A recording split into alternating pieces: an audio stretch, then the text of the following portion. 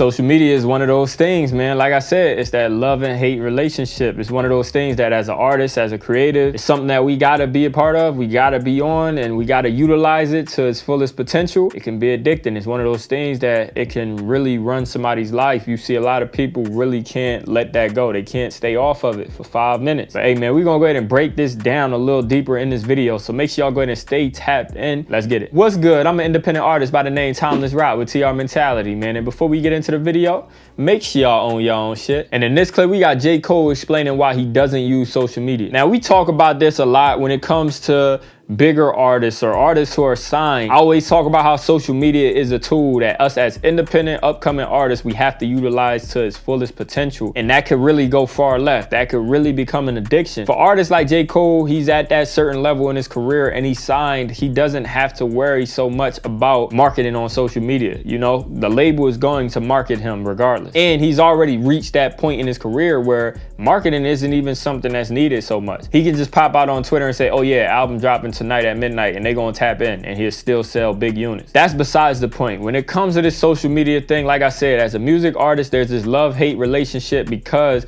we have to be on it, but we might not like it that much. We might not be that much of social people, especially being on social media is just sharing it for anybody. But where it can become an addiction, this is something that we all have to be conscious of. Like TikTok is one of the biggest culprits right now. Like for me, when TikTok first came out, I remember for the longest, maybe a year or some change, I don't even know how long it was out. I didn't even download TikTok till maybe 2021, maybe. I just was deciding I wanted to stay away from it because I heard of how addicting it was. And now that I have the app, I know how addicting it is. I know that I can just go on the app and I can just start scrolling, and next thing you know, 5-10 minutes pass. That's why I always stay conscious of the fact, if I'm gonna get on Twitter, I'm gonna scroll a little bit, but I get right off. And if I do get caught in that trap of, okay, 10 minutes passed, I'll quickly remind myself, hold up, whoa, I've been on here 10 minutes, let me get off. Or however long I've been on it, I gotta get off. I just have to remind myself and stay conscious. And that's something that we all have to do. Not only when it comes to TikTok or whatever it is, YouTube shorts,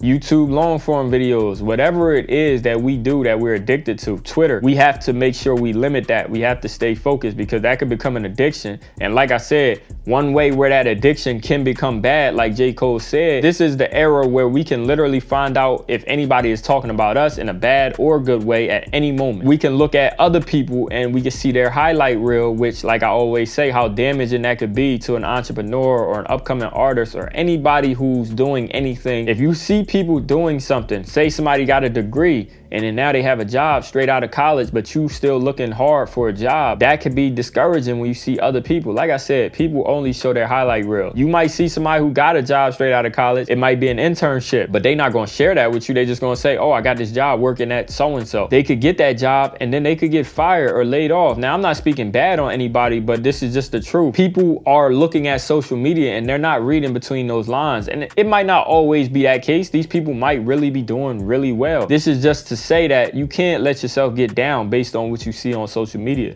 And that's where that social media addiction really can get bad. You will be on it all day and now you kind of separate yourself from reality. We hearing it a whole lot with like relationship advice and everything. You hearing women say they want a man that's 25 that's making $500,000 a year. Odds is against you finding that. You know what I'm saying? Like, that's a smaller percentage. People are so disconnected from reality because of what they see and hear on social media. And once again, this ain't a dig or a shot at anybody, but this is just the truth based on what I seen on social media and knowing the effects of it. And this is just something that we all got to be conscious of if we want to be as happy as possible on our journeys in life, or just have our mental health be in the right place, because you'll just see a whole bunch of toxic stuff and everything. The energy you surround yourself with is the energy you're going to follow. If you follow all toxic people on social media, it's going to put you in that toxic mind state where you start to think just like those people. You're talking about the same things. You're gossiping. You're doing things that just don't add value to you in the right way. And once again, this is something that we just got to be conscious of. This is something that we have to limit. We cannot fall into that trap of being addicted to social media, being affected in the ways that it can affect us. And this is why J. Cole is absolutely right.